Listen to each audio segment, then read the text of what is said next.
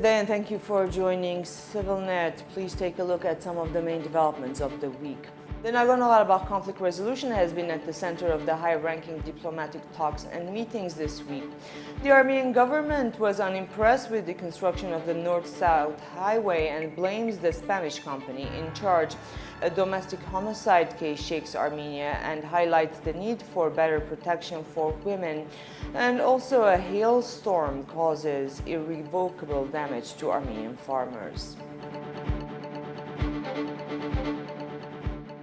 The week was saturated with regional high-ranking official visits discussing Nagorno Karabakh.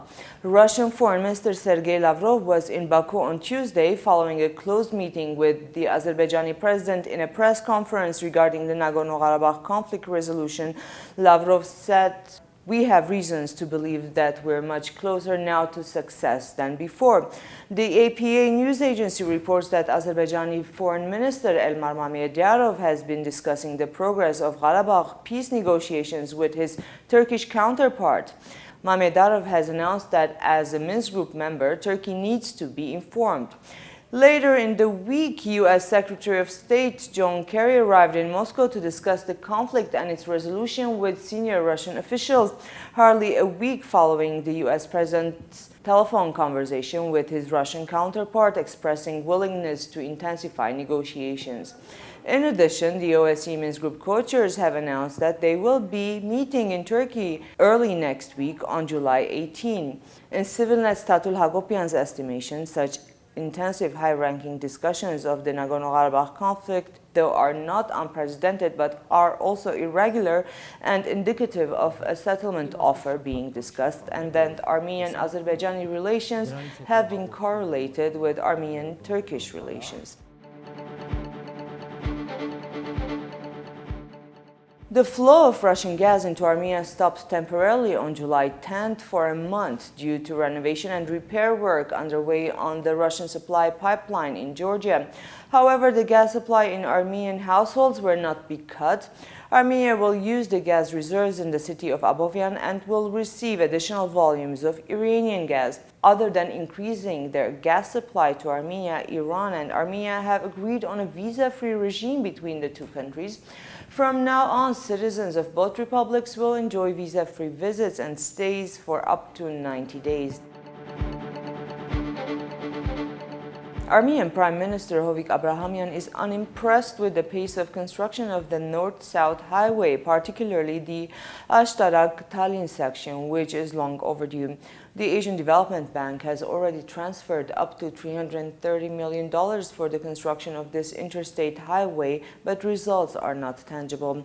The Spanish company in charge of the construction has been fined up to $6 million for its failures in Armenia in the past.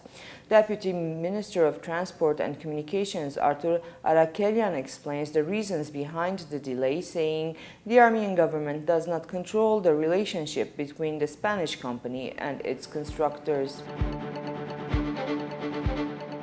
A grave murder case that shocked Yerevan this week has highlighted the urgency for adequate legislation to protect victims of domestic violence and the inadequacy of some of their prosecutors dealing in such cases. Following a prolonged custody battle, Vladik Martirosyan attacked his ex-wife and her parents with an axe, killing his former mother-in-law. His ex-wife and her father survived the attack and have been hospitalized with heavy injuries.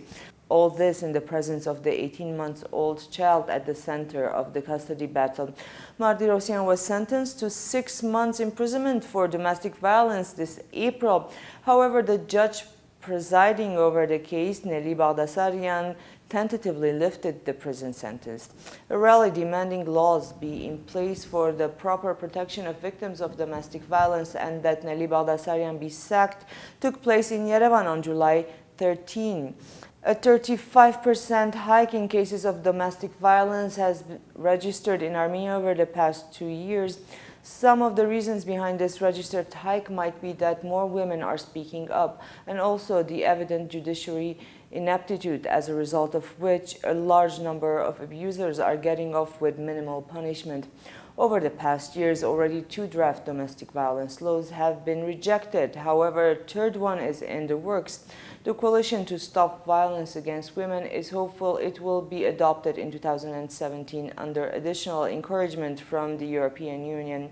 Domestic violence in Armenia has been in the center of ＳիվիլՆեթ's attention. We have discussed the matter with Ani Gilosian from the Women's Support Center, who has authored Armenia's first report on femicide. Because we don't have a domestic violence law and we don't have mechanisms to support victims and to punish perpetrators, oftentimes, for instance, I work at the Women's Support Center and we have cases of domestic violence. We recently had a case where the perpetrator got off after abusing his wife for 16 years on a charge of $300. So this impunity and injustice stems from the fact that we don't have adequate legislation to respond to these cases. And it also stems from the fact that we don't have a comprehensive and multi-sectoral response to this issue. So for instance, we don't have police that record cases properly. We don't have a system whereby the police work in conjunction with other agencies. The referral mechanisms are very weak. And these are things that we really need to work on in order to have a comprehensive response and stop the impunity. Unicorn Engineering was granted permission to start production of military night vision and thermal imaging cameras and equipment in Armenia. The equipment will primarily supply the needs of the Armenian armed forces, but Russia is also expected to be receiving 1,000 units the first year and as many as 5,000 the second year of Armenia-made night vision and thermal technology production. One Armenia, in collaboration with the Union of Information Technology, launched a new campaign to accelerate the development of engineering labs throughout Armenia. The project is called High Tech Kids and hopes to give the future professionals of the industry an early start by equipping schools across Armenia with Armat labs, a Made in Armenia engineering lab that includes a 3D printer, a CNC device, handmade mini computers, a robot kit, and 2 educational coding programs. We decided to fundraise for 5 schools, 5 labs within the schools, so 2 in Lori and 3 in Davush. What's really interesting and what we find very encouraging is that a lot of the local IT companies have actually jumped on board for the fundraising efforts.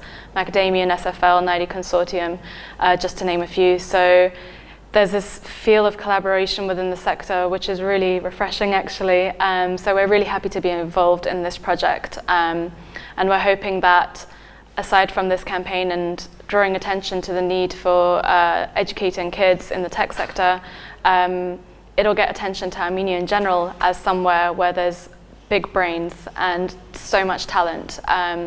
So I mentioned 3,000 jobs in Armenia. I think the global number is something like 2 million, and it's growing, and the number of professionals just isn't keeping up with it. So we really do need to invest in these kids' education, not just for Armenia, but generally around the world as well.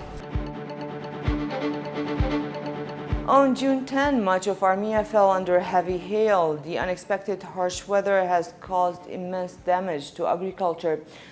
The Armavir region sustained the heaviest losses, where all of this year's crop has been spoiled. Specialists say the damage is so big that it will affect next year's crop as well. Even communities like Ashaluis, which have anti-hail cannons, have not been spared the damages of the weather. This was all for this week. Thank you for joining us. Hope to see you next week.